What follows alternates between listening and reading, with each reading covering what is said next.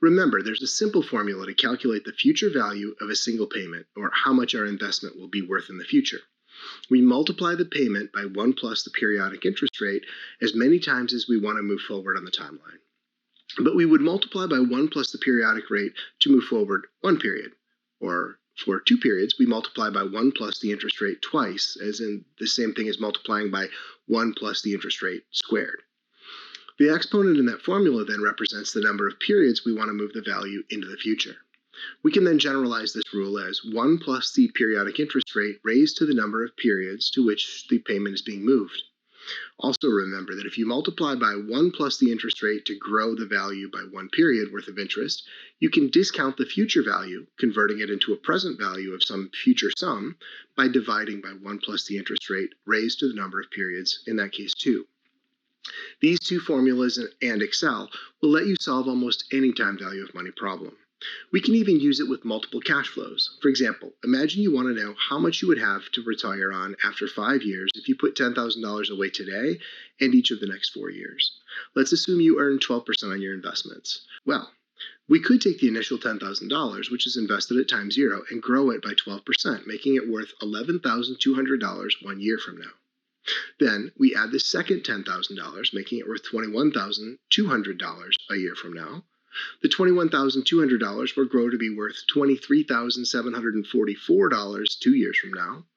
When we add the third $10,000 payment, leaving the ending balance of your account at $33,744 2 years from today, that $33,744 will grow by 12% over the following year, making it worth $37,793 3 years from now when we add the fourth payment of $10,000. We invest the $47,793 for 1 year, which adds $5,735 or 12% to take the total to $53,528 before you add the fifth payment of $10,000. Since you're only making 5 payments, and the first one started today at time 0, then your fifth payment will be made at time equal to 4, and during the last year you'll only earn interest on the investment. Your ending balance after year 5 will be $71,152. So over 5 years, you invested $50,000. But thanks to compounding interest, you have $71,152 to spend in your retirement. Since each payment is the same and they happen at equal intervals, we call that an annuity. There are 2 types of annuities, regular annuities and annuities due. An annuity has the first payment happening at the end of the first period. An annuity due, on the other hand, has the first payment happening at time 0. Prepaying rent or an insurance policy is a good way to think of an annuity due. The example we just talked about, computing retirement savings, is another example of an annuity due, because you made the first payment at time 0. Had you made the initial payment at time equal to 1, it would be a regular annuity, but then the wording would have been, you make the first payment 1 year from today. See the difference?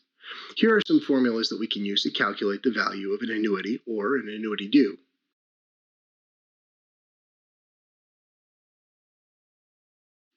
One of the defining characteristics of an annuity is that there are a specific number of payments signified by n in the formulas. What if n was infinite? In other words, how much would it be worth if you invested $1 per year starting a year from now and earning the same 12% per year? Since there's no end to the payments, we say they are perpetual, making this investment a perpetuity.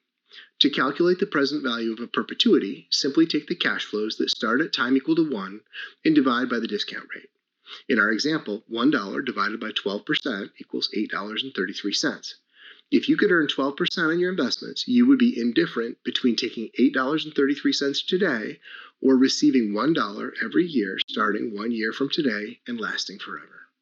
But what if that amount is not the same every single time? Well, if the amounts are unrelated to each other, it's best to simply calculate each present value separately and then add them all up in time 0. But if the different payments do relate to each other, say the payments are growing at a constant 10% per year, we can simply say that the present value equals the cash flows at time 1 divided by R minus G. In our example, $1 divided by 12% minus 10%, which is the growth rate, is $50.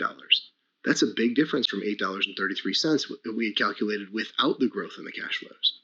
I usually refer to a present value of a growing perpetuity formula, or PV equals C1 over R minus G, as my favorite formula in finance. It can be used to elegantly explain so many aspects of business, and I'll be sure to point those out as we work our way through the material in the coming weeks.